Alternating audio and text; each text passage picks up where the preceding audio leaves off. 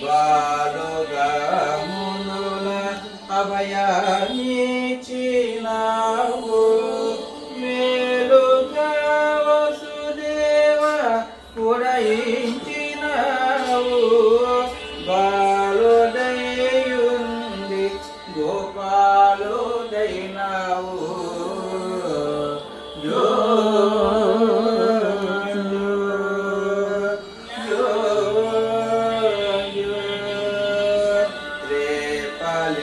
సతులెల్ల గోపంబుతోను గోపంబి కొడుకు మా ఇళ్ళలోను మాపుగానే వచ్చి మా మనములను నీ పాపలే చిరిచి నేను నిండున్నాము